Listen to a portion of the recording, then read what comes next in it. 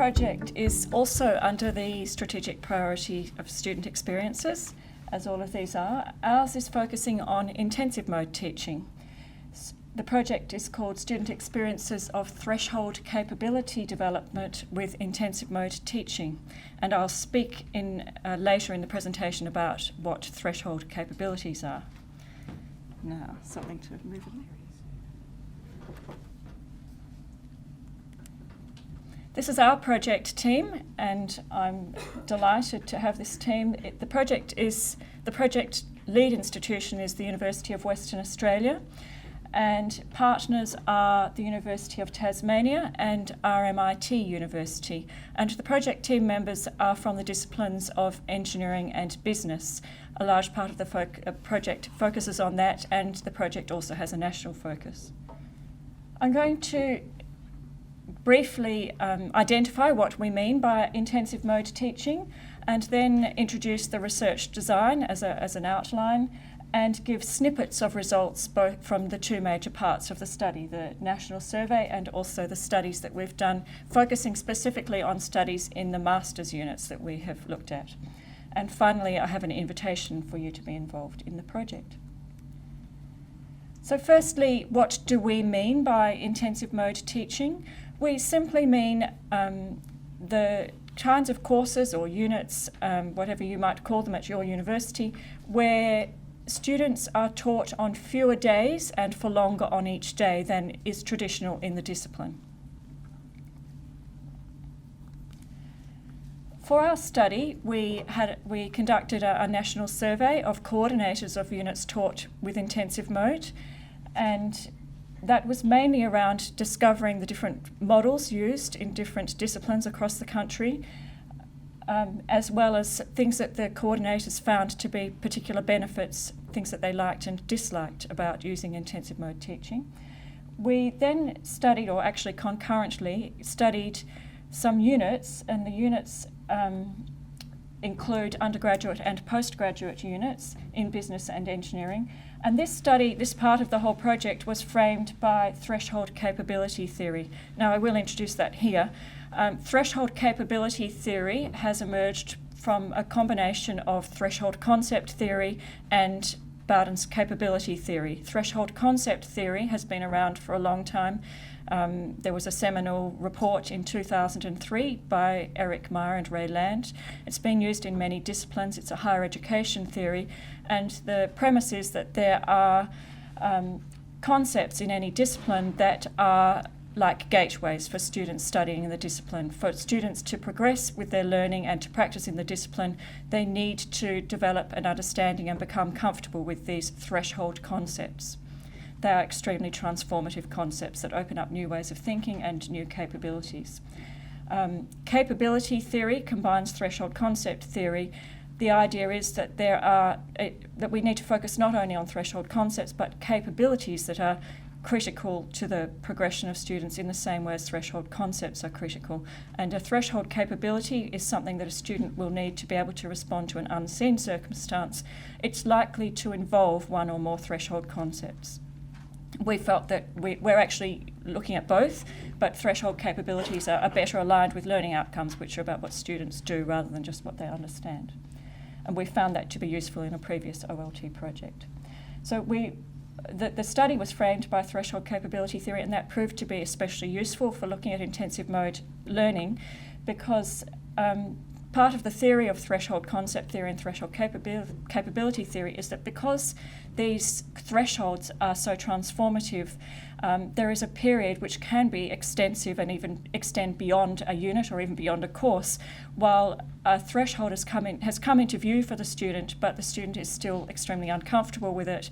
And this state, experienced by the student before they become comfortable with the threshold, is called the liminal space. And students need time to pass through the liminal space, different time for different students. We have developed draft guidelines. In fact, they're just about to go live, ready in time for our workshops where we're reviewing the guidelines, and people will be attending workshops around the country to review the guidelines. The national survey had 105 responses from unit coordinators, and we received responses from 26 different universities. And relevant to today is this result here, that actually over half of the unit coordinators were teaching units at the graduate or postgraduate level. So you can see this is actually a mode of teaching that is more important at the postgraduate level than the undergraduate level. In fact, there are many postgraduate courses that are taught entirely in intensive mode. Moving on to the studies in the units, we studied the students' experience of threshold capability development in a series of units. At the postgraduate level, we looked at 3 master's units and 2 matched units. That's units that were the same unit but taught in traditional mode. We had an exploratory stage to the study in each unit, followed by a quantitative stage. The first stage involved either a focus group or an in-class workshop with the students to identify for them where they identified thresholds they had experienced and the things that supported them and hindered them in overcoming those thresholds related to the unit and the intensive mode, or related to things they did as well, or characteristics about themselves. We also interviewed the teaching team members, and then we used a focus group with the teaching team members to negotiate the themes and refine the themes and reduce the themes that had emerged from the initial exploratory stage with the students and with the teaching team members. And then where we could, we held online surveys with the students to generalise the results, to confirm that things that individual students had said were perceptions held by more than just that student.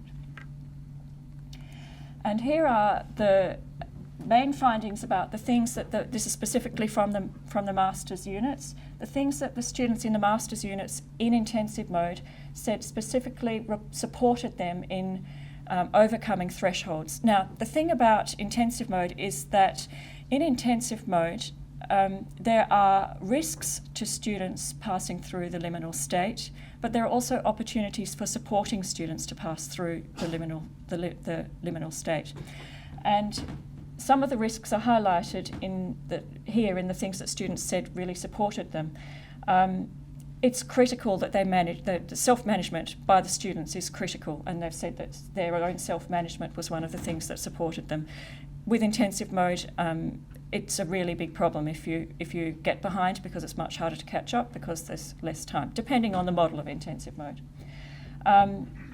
Another one related to a possible risk is the timing of feedback from assessments. So what they were meaning here is that they needed, it supported them if they were given feedback in time for them to use that in their next assessment. Now, of course, these things are a good practice in generally, but in intensive mode, this was especially important because there is less time. It can be quite difficult for the teaching team to mark things quickly enough for students to have time to then use the feedback for their next assessment.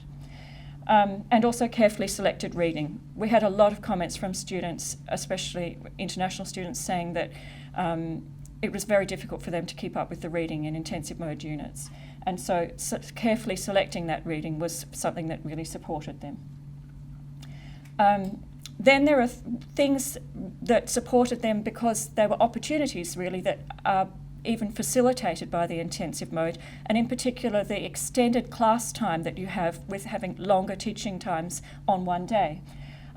There's mainly an opportunity for coordinators to engage students in extended group activities and interactive activities with some elasticity in the time. They can allow the activity to go as long as it needs, and they can also do things more easily that involve students in things that expose them to practice and the relevance of applying the theory, basically. And you can see that, so the students appreciated the opportunity to ask questions. This is really critical. And so something that we recommend is something that coordinators should make sure is happening. I have actually ranked these in, it might seem an odd order, but I've ranked them in importance, in the emphasis that they had, that the students made for each one of these. The opportunity to learn from peers, which is something that they said was supported by these interactive activities that many students said was a good thing about intensive mode. One of the things that the students loved about intensive mode in many cases, and the coordinators, was the opportunity to build a learning community, to learn from each other, but with a lot of bonding in it.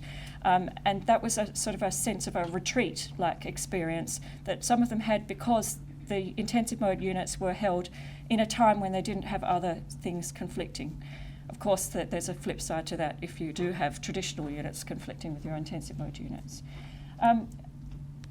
So these are some of the these lead to some of the recommendations in our guide, and I would like to invite you to have a look at the website and join the LinkedIn group and attend one of the workshops that we're holding. The first one is in WA next week, but other ones will be in June. And the last workshop will be a pre-conference workshop at the Herzer Conference in Fremantle, where we'll be helping unit coordinators to on curriculum design with intensive mode teaching units and using the guide and also collecting feedback to refine the guide. And I would like to thank the OLT as well, and also the participants in our project.